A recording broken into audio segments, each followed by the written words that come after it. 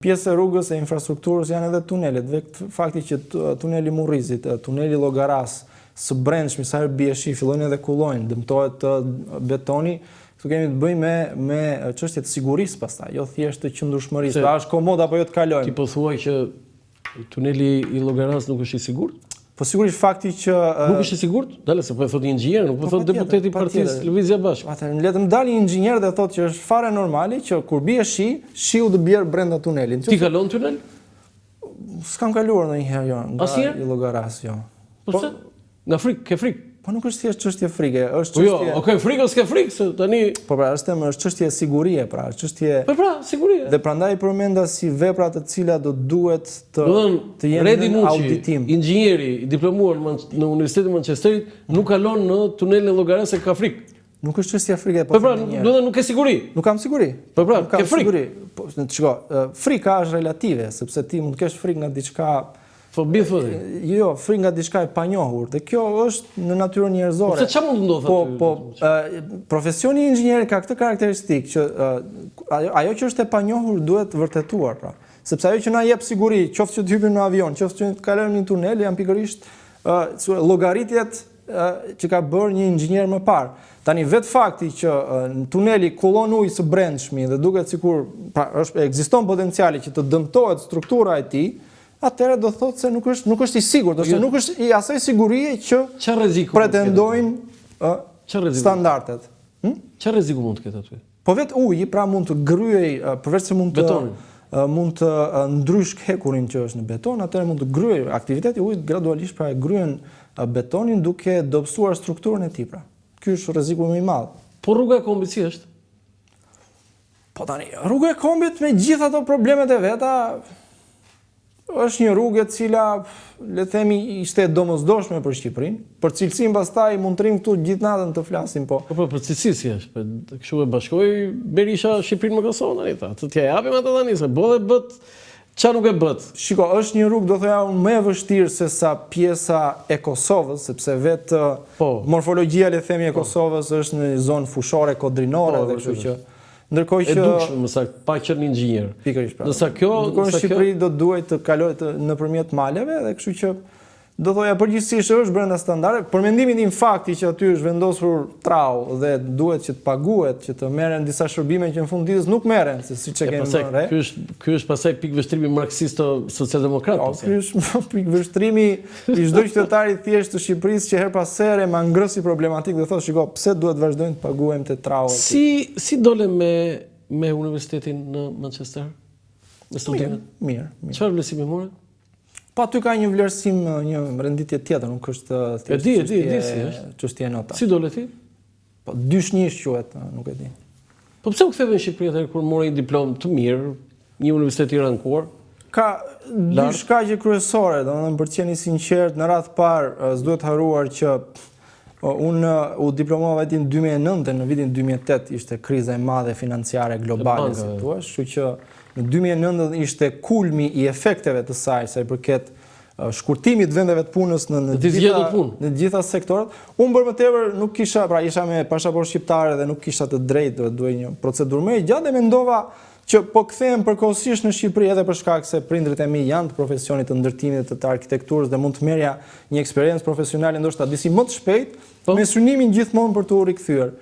Po arsyeja e dytë që më mbajti në vend është pikërisht angazhimi politik, do thoya. Fakti që në ngjarjet që rodhen, sidomos në ngjarjet e viteve 2011-2012 në botën perëndimore, le të themi, për shkak të pakënaqësisë akumuluar, edhe unë e gjeta veten të përfshirë në tonë një farë mënyrë dhe kur do të përfshihesh politikisht, jo në termat politikës elektorale, po të jesh aktiv në shoqëri, bën shumë sens që këtë gjë ta bësh në vendin tënd, se sa diku në një shtet huaj. Kështu që kjo në një farë mënyrë angazhimi im me Lëvizjen Bashkë, pak fjalë më mbajti mbërthyer në Shqipëri. Je zgënjur ndonjëherë kështu që kur ke ardhur, e thotë, "Ika bëra gabim që u ktheva."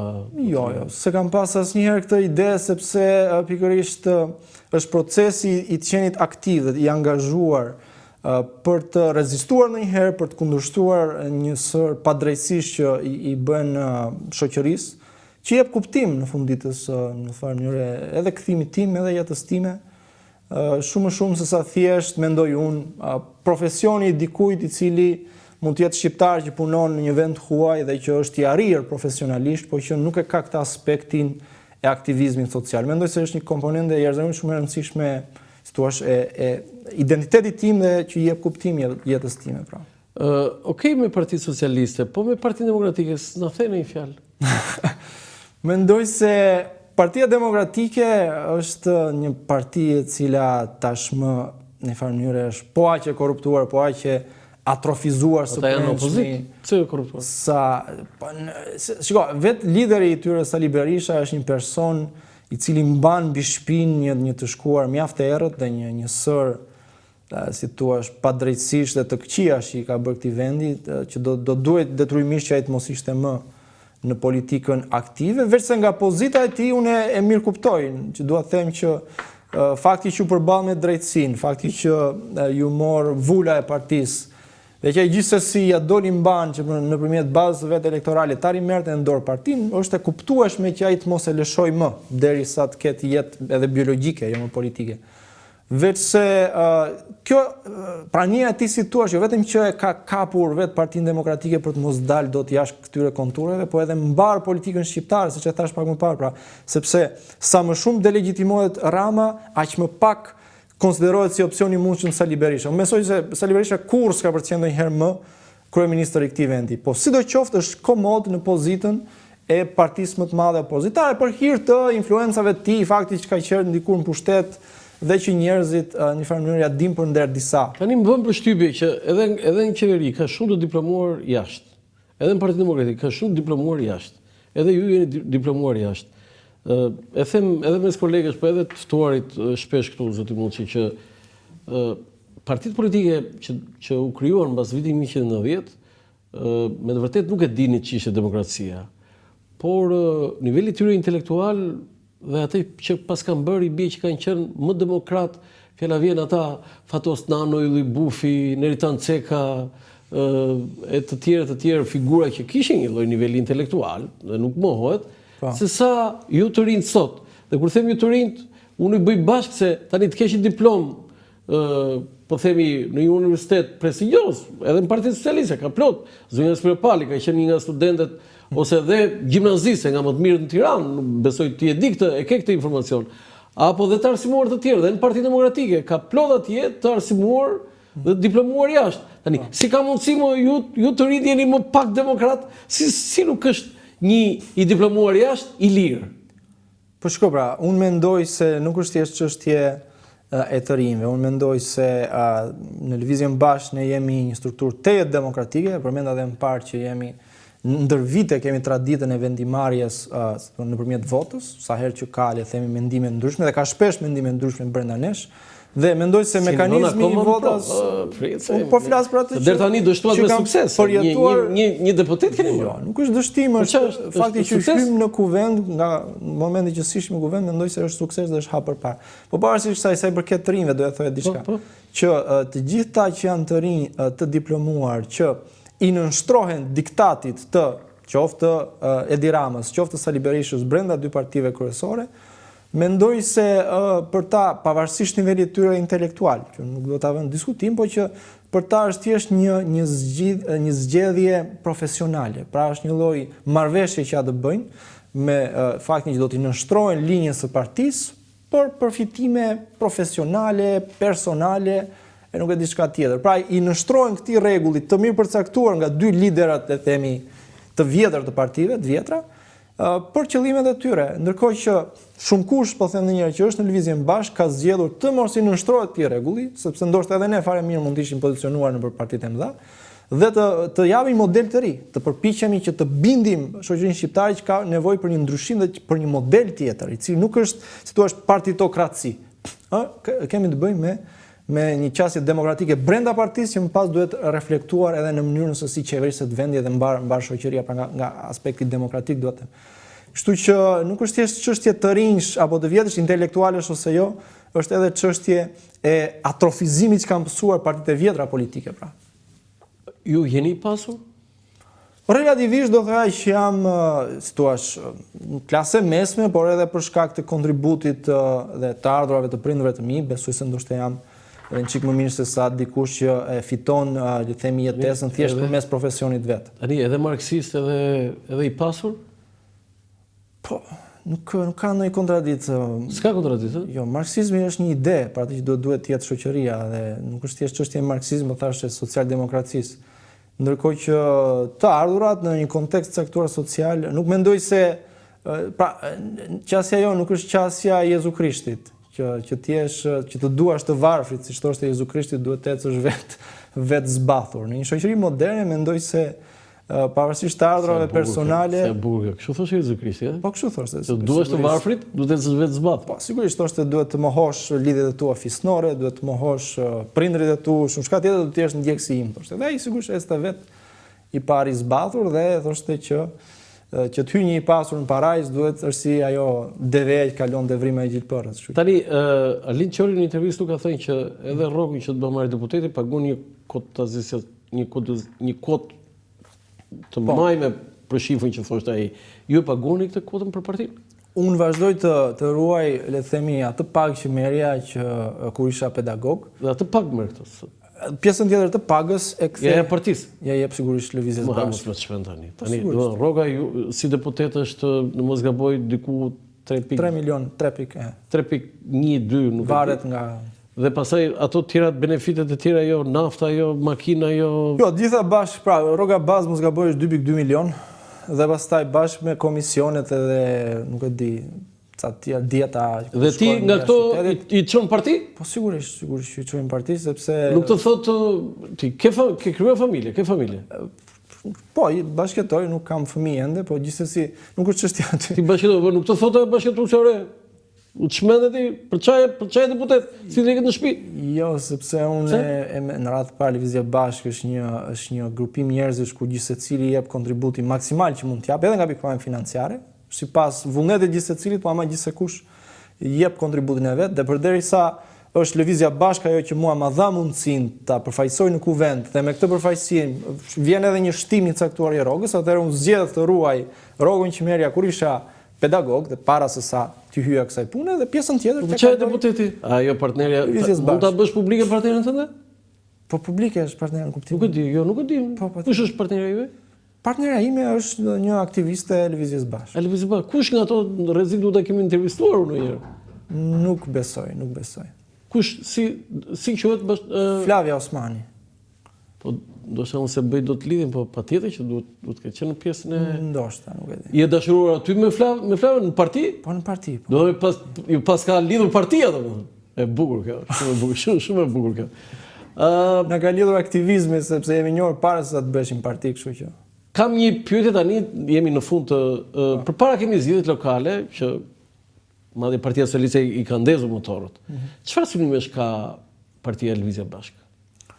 Ne synojmë të garojmë në sa më shumë qarqe të jetë e mundur, mundësisht në 12 qarqet kryesore si thuash. Dhe gjithsesi ju nuk keni garuar me stadium në të gjitha në zgjedhjet lokale. Në 2023 garuam vetëm në Tiranë. Po pra, tani do garoni në të gjitha. Po shpresojmë shumë që të arrim të ngrem struktura të fuqishme, si thuash, për të përfaqësuar në mënyrë dinjitoze, do thoja unë, pra në të 12 qarqet e vendit. Dhe që jam i bindur që në zgjedhjet e 2027 do dalim me një rezultat të dinjitoz me përfaqësim qoftë në Këshillat Bashkiake. Çfarë thon dinjitoz? Çfarë synimi keni? Synojmë të kemi përfaqësues mundësisht në Këshillat Bashkiake në sot keni sa përfaqësues keni? Sot aktualisht kemi vetëm një përfaqësues në Tiranë. Na një keni ju, të këpusin shpirtin e një në Këshill Bashkiak, një në parlament. 2023 ne kishim vetëm 2 muaj parti. Hymë në zgjedhje dhe përfaqësuam Këshillin Bashkiak. Tani kemi 2 vjet parti dhe përfaqësohemi në kuvent. Kush është kandidat për Tiranën? Arlindi që ishte Arlindi u vendos te pjesën që nuk u bën. Përmes një proces demokratik brenda. Po që nuk u bën. Që nuk u bën. Apo mbetet në fuqi ajo. Po besoj se ngjelet në fuqi sepse atëherë Arlind Qori kandidati i parë për zgjedhjet 2027-s. Dhe një do ta ridiskutojmë megjithatë fakti që ishte në po ma lër kështu se lër si lajm tani as këtë nuk do më japësh. Arlind Qori kandidati i parë për zgjedhjet e 2027-s. Tani kam një pyetje tjetër për ta mbyllur fare. Mandati juaj si deputet ti vetë nuk do kandidosh për një bashkim, se Jo, s'ka kuptim. do ti do jesh në parlament. Unë do doja shumë që sa më parë të kishim zgjedhje parakoshme, që të mbyllej sa më parë. Pse u çmend Rama, thotë, çot mëngjes Rama thotë me qenë djali i diplomuar në Manchester, do të thak shumë po iket. Pse i ka 83 vota? Sigurisht nuk i intereson, po mendoj fort që nëse do kishim zgjedhje parakoshme, lëvizje bashkë do përfaqësojnë kuvendin e Shqipërisë shumë herë më fort dhe shumë herë më mirë se sa në. Pse duhet të besojmë se kështu thatë edhe për 2025-ën? Do bëjmë namë, do ta përmbylsim, do bëjmë këtë, do të heqim 12, edhe morë deputet. Thamë që do marrim 71 mandate, domethënë ne thamë që përfaqësojmë. Jo 71 tha i tjetër aty nga partitë e vogla, po po ju thatë do bëni namin thonë. Ne besoj se jemi në rrugën e dur për të bindur popullin shqiptar për të bërë ndryshimin. Pastaj është në dorën e popullit nëse nami në thonjzës që thotë ti do bëhet më herët apo më vonë. Tani dhe e fundit fare, nëse një ditë do bëhesh kryeminist, ç'ishte ishte ajo gjë që duhet ta bëj dhe të mbetej? Atëre, do doja shumë që të ndryshoja, le të themi, mënyrën e orientimit të ekonomisë shqiptare drejt një ekonomie prodhuese dhe jo thjesht të turizmit, të spekulimeve me ndërtime, sepse besoj se nga ky moment pastaj vijnë ndikohet edhe skema e pensioneve, edhe mirëqenia e përgjithshme e vendit, rritet edhe mirëqenia e klasës mesme dhe shtohet klasa e mesme. Dhe ndoshta gjatë tjetër e rëndësishme do ishte mirë mbrojtja, le të themi, e duhur e të drejtave në vendin e punës. Jo vetëm të punëtorëve të krahut, por edhe të punëtorëve të mendjes. Ma bëre si fjali, mund thash, domethënë, po e përmbledh unë, po e them çik shumë në mënyrë gazetarese. Nëse ti bësh kryeminist, gjën parë do bësh, do merresh me bujqësinë, domethënë të prodhohet në ar. Jo. Në industrinë prodhuese e kanë fjalën sidomos në industrinë e rënd prodhuese, po edhe të mallrave, të ushqimeve. Do ndërtosh një kombinat? Patjetër, sigurisht që duhet. Çfarë kombinati?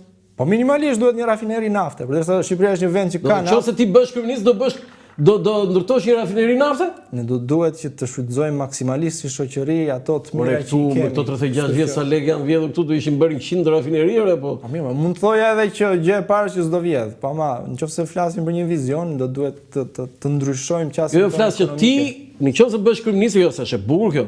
Nëse ti bësh kryeminist, ti do ndërtosh patjetër një rafineri nafte. Po dakord, e pranoj dhe. Jo, po dakord, e thua ti, jo unë. Në atë që thashëm pak më parë. Bukur kjo. Ja, është shpërndimi i bukur kjo. Po mendoj që nëse ti vë kandidaturën për kryeministë se bukur e thatë që ky vend që i ka të naftë, ajo nuk është cilësia e zakonshme, po rafinimi i saj mund sjellin produkt padyshim. Me të cilët kanë punuar, brezi baballarëve tanë me atë naftë kanë ecur. Padyshim që po. Okej. Të falenderoj shumë dhe shpresoj që të kem herë të tjera se